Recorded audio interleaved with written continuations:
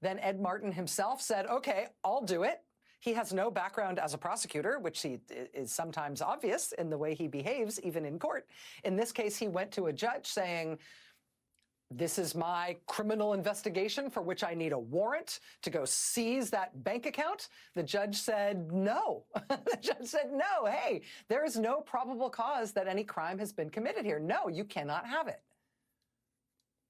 Nevertheless, somehow, the FBI and then the Treasury Department were enlisted in this caper, and they leaned on the bank. And the people whose funds were in that bank were denied their funds. They somehow pushed this through anyway. That's how they froze that bank account. And in itself, that sounds boring. But because of the way they did it, this seemingly boring thing is also the opening chapter of a very scary dystopian novel in which the government is seizing your phone records, obtaining all of your text messages and your emails and your iCloud, and maybe raiding your house and raiding your office, and they are taking or freezing the contents of your bank account when there is no probable cause that you have committed a crime. Because what there is a federal prosecutor's office that will do that stuff anyway, even when their own career prosecutors and a judge tell them there's no crime here, you can't do it. So like I said, this is, I recognize this seems like a boring story in terms of all the proper nouns involved here, right? But it is scary in terms of what this means. And I think about this case every day. And now we have had two important developments here. First of all, number one, they are in trouble in court now because of this case. A federal court has just ruled that nothing here seems kosher. Quote, there are serious due process concerns and questions of whether defendants' actions were arbitrary, capricious, an abuse of discretion, otherwise not in accordance with law, contrary to statute, or unsupported by substantial evidence. Quote, there are procedures that must be followed. Quote, defendants vaguely reference multiple ongoing investigations, but offer no specific information about such investigations, factual support for the decision, or an individualized explanation for each plaintiff. This is insufficient. Quote, defendants have not provided the credible evidence required. Quote, vague and unsubstantiated assertions are insufficient. So that's the first thing. This one boring, scary story that I think about every single day is now finally getting turned back by the courts, at least for now. Those funds are being reinstated into that bank account. And whether or not you care about that bank account being restored, whether or not you care about all the, frankly, boring particulars of this case, what is important here is that this one quite bananas prosecutor's office, for the moment, they have been stopped from doing the one thing that they were trying to get away with that really does afford the possibility of Trump just opening the floodgates against Democrats, protesters, journalists, government officials, potentially judges. They have finally been stopped, at least for the moment, from doing something that I think, if they were able to do this, might reasonably result in a lot of people actually fleeing this country in very short order. So they have been held up on that by federal court in Washington. But I said there were two things that have happened on this case. Here's the other thing.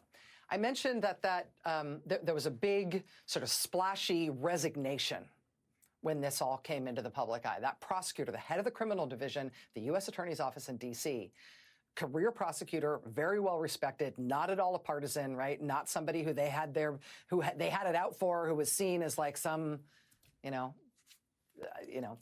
one of Trump's targets, not a person like that at all. She resigned rather than play a part in this. She resigned rather than, frankly, gin up a criminal prosecution where she said there was no evidence of any crime. When she resigned and explained in a letter what had happened, A, we, the public, got to see what was happening. Wow, scary. But the other thing that happened is then her job became vacant, and they replaced her in that job. there is a new person who is now the head of the criminal division at the U.S. Attorney's Office in D.C. And now we know what the new person who they put in that job has been doing. And surprise, he is apparently doing exactly the kind of thing his predecessor refused to do and resigned over. So we've been covering the story of this little agency, a nonprofit created by Congress during the Reagan era. It's called the U.S. Institute of Peace. They're a small agency. They operate independent of the U.S. government. Their building is not a U.S. government building. They own it and operate it themselves. U.S. Institute of Peace, if you care, their basic remit is to try to stop conflicts around the world from metastasizing into wars. Non-controversial, non-big agency in Washington. Again, essentially an independent nonprofit created by Congress, but they are their own thing. They're outside the U.S. government. On Friday, Trump and his top campaign donor, Elon Musk, sent Musk's people over to the U.S. Institute of Peace, USIP, to go try to shut them down. And the people at USIP refused to let them in. And this is somehow how that went down. This is from the Washington Post, something we've been covering for the last few days.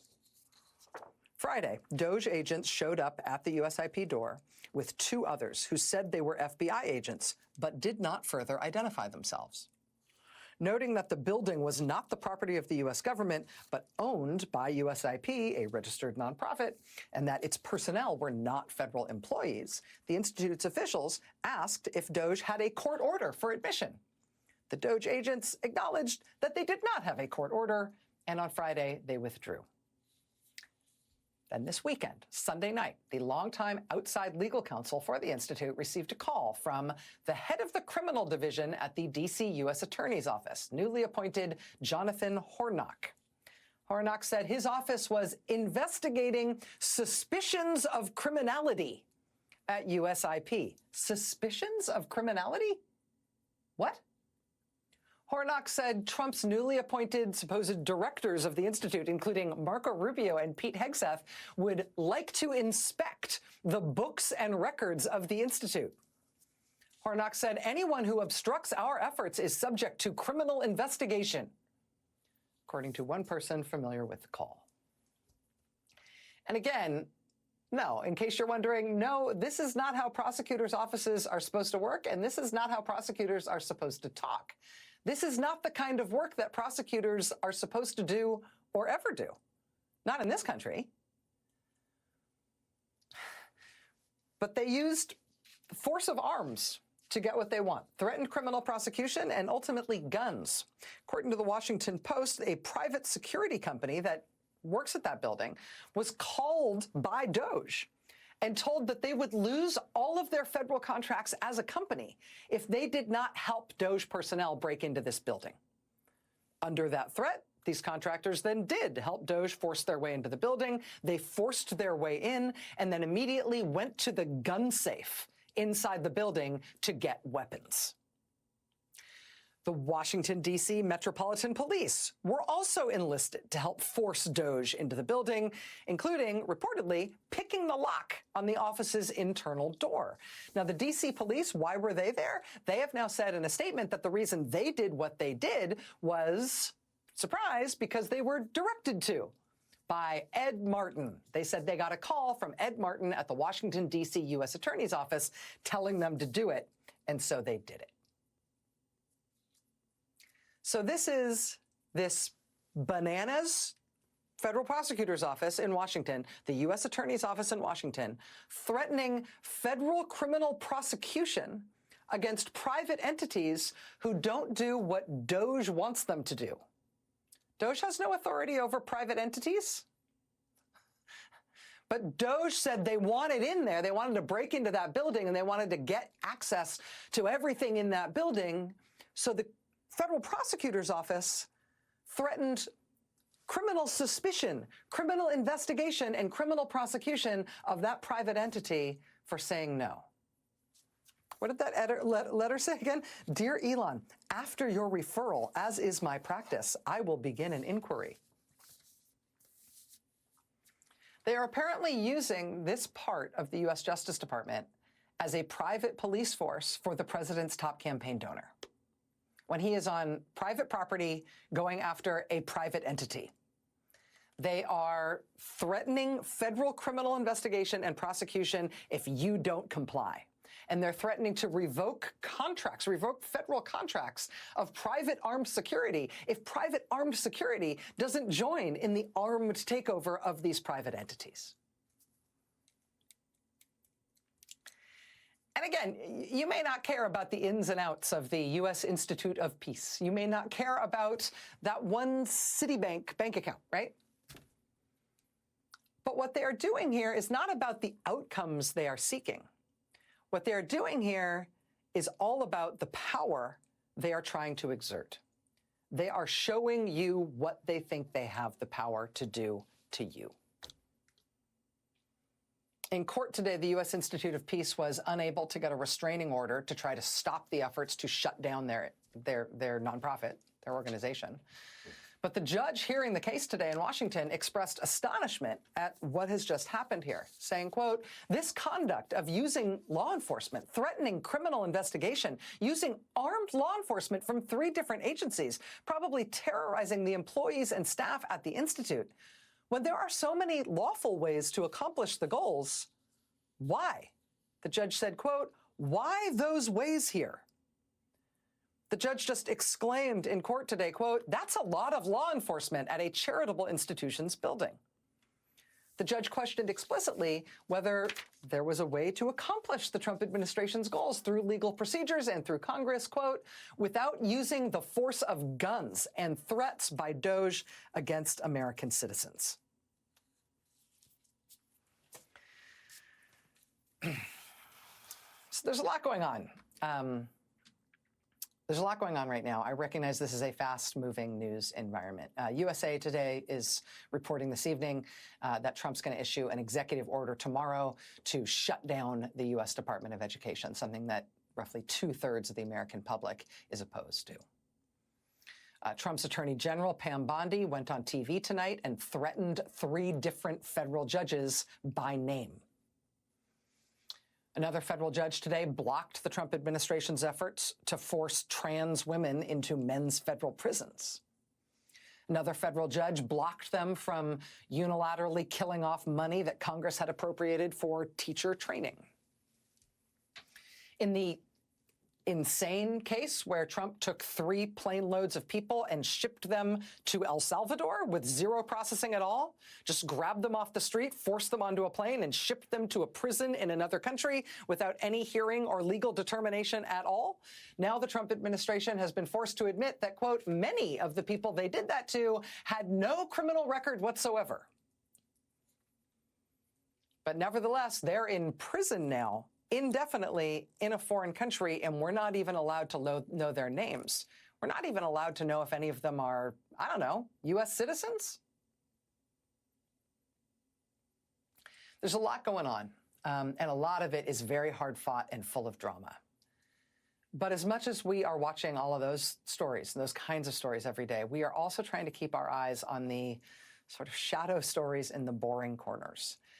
Because for now, that is where they are trying to seize truly breathtaking authoritarian power. Not in the future, but right now. And the courts, for now, are kind of, sort of, barely stopping it. For now. I'll stay on it. Officials described as an expanding campaign of Russian sabotage, including arson in the UK and the Czech Republic, attacks on pipelines and data cables in the Baltic, and tampering with water supplies in Sweden and Finland.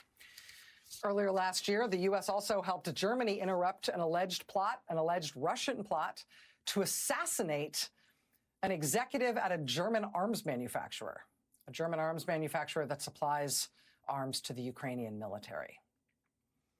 But those cargo bombs on those DHL planes, even with all that other stuff, when the DHL planes started having bombs on board, U.S. intelligence officials said they were a Russian test run to figure out how those devices could get aboard planes bound for the U.S.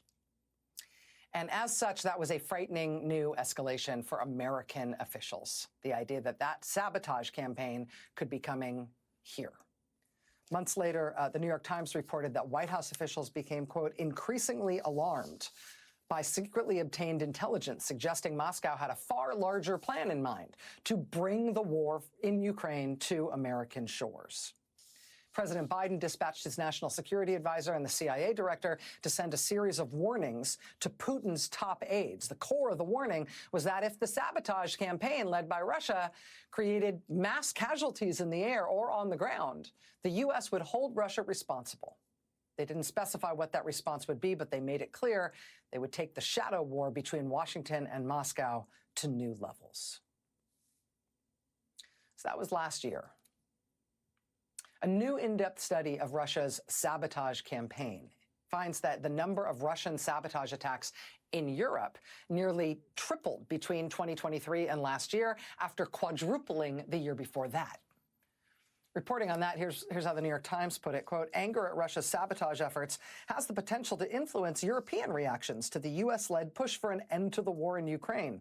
Prime Minister Donald Tusk of Poland noted in a social media post on Monday that Lithuanian officials had confirmed his assessment that Russia was responsible for a series of fires in shopping centers in Warsaw and Vilnius. Mr. Tusk wrote, quote, good to know before negotiations. Such is the nature of this state. The message to countries supporting Ukraine has been that Russia can impose costs and increase them. So we had this very big scare last year with not just this sabotage campaign rapidly escalating in Europe, but it appearing to start to target the United States. Yesterday, we get data that Russian sabotage attacks in Europe quadrupled one year and then tripled the year after that. Well, now today we get this from Reuters. U.S. suspends some efforts to counter Russian sabotage as Trump moves closer to Putin. Quote, several U.S. national security agencies have halted work on a coordinated effort to counter Russian sabotage, disinformation, and cyber attacks, easing pressure on Moscow as the Trump administration pushes Russia to end its war in Ukraine. The effort involved at least 7 national security agencies working with European allies to disrupt plots targeting Europe and the United States. Since Trump took office, much of the work has come to a standstill. Reuters cites 11 current and former officials here. I'll tell you what Reuters, that Reuters did ask the Kremlin what they think about this reporting. Quote, Kremlin spokesman Dmitry Peskov said the Trump administration was trying to get rid of everything ineffective, corrupt, and implausible. Something he said was, quote, understandable. Joining us now is one of the reporters on that story, Reuters national security correspondent Erin Banco. Ms. Banco, thanks very much for being here and for getting this scoop. I appreciate the chance to talk with you about it. Yeah, thanks for having me. Is the United States pulling back from anti-Russian sabotage efforts because they don't believe they're happening, or because they believe that the efforts are ineffective? What's the rationale on the U.S. side for cutting back on these efforts? I would say it's very clear from officials we've spoken to, both in this administration and in the prior administration, that our intelligence, U.S. intelligence, European intelligence, still shows that Russia poses a threat both to the U.S. and to Europe. In regard to its hybrid warfare campaign or its sabotage campaign. That threat has not gone away. We've spoken to several very senior intelligence officials about this fact. This intelligence has been circulated as recently as last week here in the U.S. and in Europe. But it's very clear from the conversations we've had over the last month or two that this administration does not view the countering of Russia's hybrid warfare campaign as a priority. This was a very high priority for the prior administration, a program they stood up in 2024 to, across the interagency, track, combat this campaign both in Europe and potentially in the U.S. And a huge part of that was coordinating with Europe. So that included everything from sharing intelligence, to drawing up strategies for trying to counter Russia's campaign. So it was a massive priority for the Biden administration, and something Biden officials briefed Trump officials on right before they left, urging them to continue this program.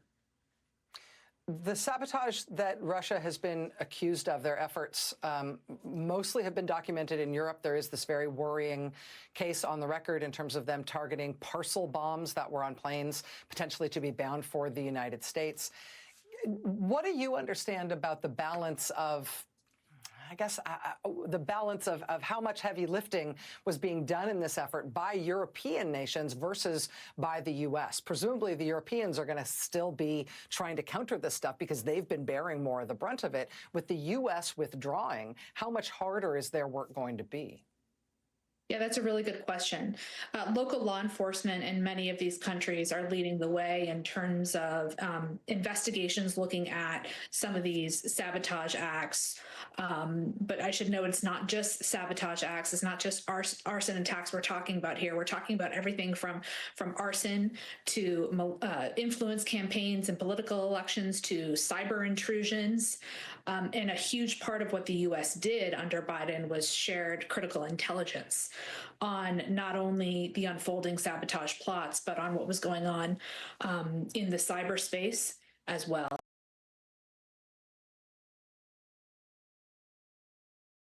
So what happens when the U.S. pulls back or deprioritizes something like this is that the coordination in terms of intelligence sharing then gets lost. I should note that there's no evidence that sort of the systematic intelligence that gets shared from the U.S. and Europe has ceased. This coordinated effort by the White House in particular, the National Security Council, the FBI, DHS, where a lot of those conversations were happening, that is no longer. And so when the U.S. pulls back from something like that, you lose a lot of not only the coordination, but the intelligence as well. Reuters national security correspondent Aaron Banco, thank you very much for this time. I know there's against Russia, and now we have this reporting from Reuters that they're no longer going to try to counter Russian sabotage efforts that have included assassination attempts and arson and package bombs targeting the United States originating in Europe. It's all pointing in one direction, right? All right, much more to come tonight. Stay with us. Able to stand up and speak of what you're doing. And there's nothing conservative about an unelected South African Nepo baby firing people at the VA. Tim Walz, the Democratic governor of Minnesota, the Democratic Party's vice presidential nominee in this past election, speaking in Iowa this past Friday night. Like a number of Democrats this year, Governor Tim Walz has been showing up for town halls in Republican districts, in districts where the Republican member of Congress hasn't been willing to do it. So Friday night, that meant Tim Walz showing up in an Iowa district that includes Des Moines, where Republican Congressman Zach Nunn has yet to commit to doing an in-person town hall with his constituents. Tim Walz is not the only one putting the pressure on Congressman Nunn. Have a look at this ad. This is a new ad that I think is really, really effective from the political group Vote Vets, and they are running it in Zach Nunn's Iowa district. Watch. I was at Barnes & Noble's with my 2 children, 4 and 10, and my husband, and I received a text from my coworker, and he said, "Have you seen the email?" I served in the military for over 33 years, just accepted a new position in the VA, come into the office, fire up my computer, and I come back, and there's an email sitting there for me. I knew then. I knew what was coming. I have not had a single negative performance review in my 10 years. It feels like veterans are being personally attacked by Elon Musk. I did not put my life on the line for some tech bro billionaire from South Africa to come in here and try to destroy our country. We're gonna bear a lot of this cost with rising costs, inflation. I'm literally donating plasma to buy eggs. And our congressperson does absolutely nothing. Congressman, stop Elon's war on veterans now. Stop Elon's war on veterans. There's a lot of positions you don't want to be in as an American politician, but maybe top of that list is do not mess with veterans, right? Vote Vets is running those ads in 5 Republican congressional districts, including Zach Nunn's district in Iowa, also in Nebraska, Pennsylvania, Michigan, and in Virginia. Despite advice from their party that they should not hold town halls, there are a few Republican members of Congress who have been doing it. Whether virtually or face-to-face, these Republican members of Congress have been met with hundreds, and in one case, thousands of angry constituents who are demanding answers.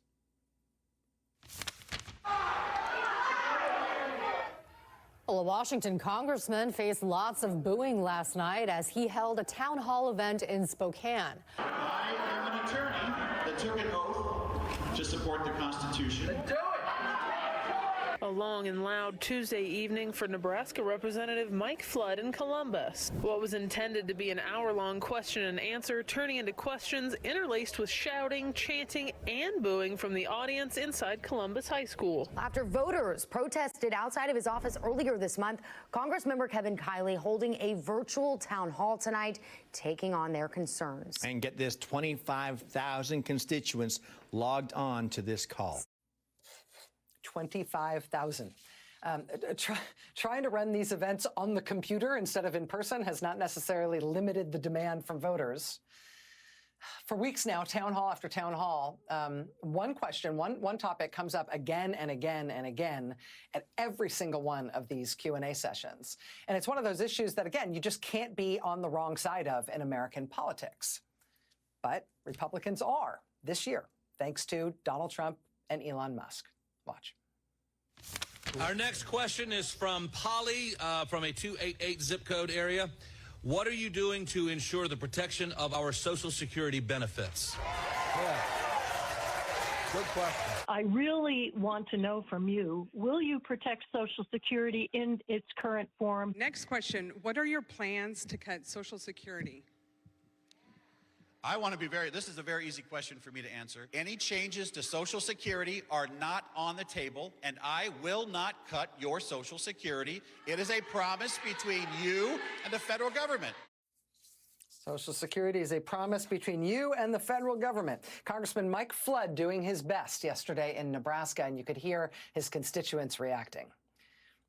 If his constituents are feeling a little insecure about Social Security, there's good reason for that. In addition to Social Security firing thousands of people who work at that agency and announcing plans to shut down dozens of Social Security field offices, the agency now plans to put new requirements in place that will send millions more people to local offices in person, if they can find one, instead of being able to solve things with the administration over the phone. An internal memo from top officials at Social Security says 75,000 to 85,000 more people each week, senior citizens and disabled people, will have to deal with their Social Security benefits in person because of the changes Trump is making. 75,000 to 85,000 more customers in person per week while the agency is shutting down offices and firing their staff.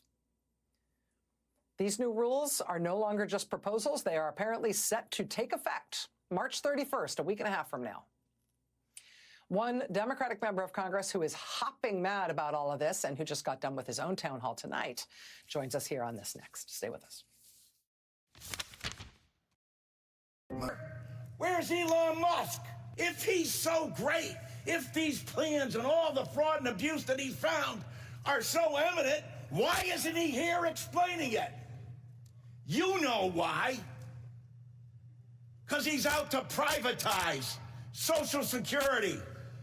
He's been on television the last couple of days talking exactly about Social Security, Medicare, and Medicaid, and what he intends to do. Privatize it. The American people, some of them may have been born at night, but not last night. They will teach that clip in freshman orientation for new members of Congress, if there's any justice in the world. The moment when Connecticut Democratic Congressman John Larson pretty much burned down the barn over the issue of Social Security and what Trump and his top campaign donor are doing to it. Since Congressman Larson made that speech last week, Trump's plans for Social Security have come into sharper focus. Yes, they are firing thousands of people who work for Social Security. Yes, they are closing down field offices where people who receive Social Security can go to get help. But now they are making it materially harder for millions of Social Security recipients to get their benefits, forcing millions of retirees and disabled people to travel in person to one of the remaining field offices in order to handle basic transactions with the agency that for decades you could do over the phone. They're apparently going to go ahead with this starting March 31st. Joining us now is Congressman John Larson, Democrat of Connecticut. Congressman, thank you so much for joining us tonight. I really appreciate taking the time.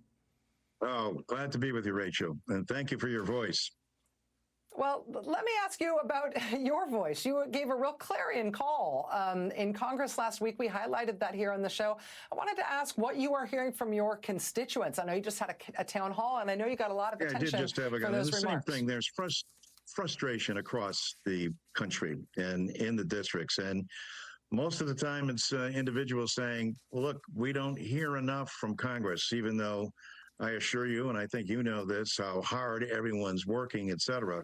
But this particular proposal that they had was a resolution that actually started back in the 1799 and was modified in 1879, which provides a check for the legislative branch on the executive branch.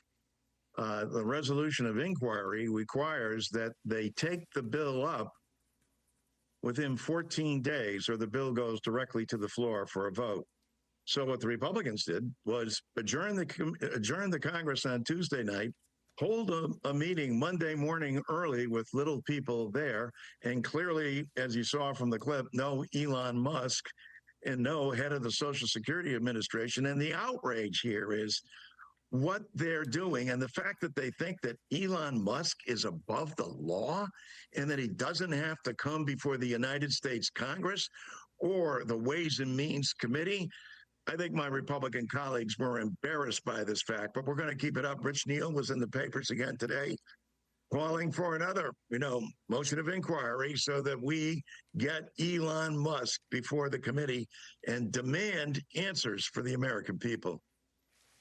What do you think they are trying to do to Social Security? The changes that they are forcing through, that they now say are going to start the last day of this month, seem like they are changes that are designed to cause chaos, designed to cause breakdown, and designed to screw up the basic functions of the agency. To what end? What do you think they're doing?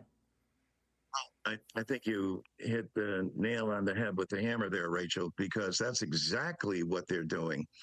And here's the goal. What they're trying to do is say in the committee that Trump's indicated that he's not going to touch Social Security. And the Republicans continue to repeat.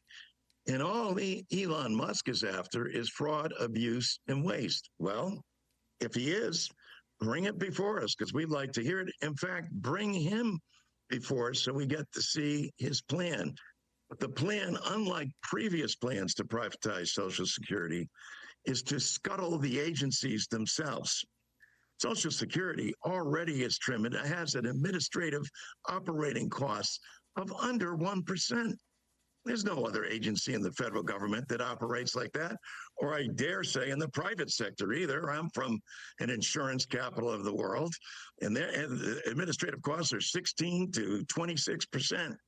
So what they're up to is to scuttle the agency, make it appear that it's not working and not answering people's concerns, and then passing legislation that's unpaid for, draining the Social Security Trust Fund. When Trump charges him with finding $2 trillion, everybody's attention should go up when you look at the Social Security Trust Fund, which is $2.7 trillion. And so he's made no bones about it on Larry Kudlow or any other place that they're going to privatize it. And then they deny that in front of the committee and won't bring them in front of the Ways and Means Committee to face the public and to face the questions that Congress has. Congressman John Larson, Democrat of Connecticut, please come back and talk to us about this. I know you're not going to let it go. Thank you, sir. I look forward to it, Rachel. Thank you so much. All right.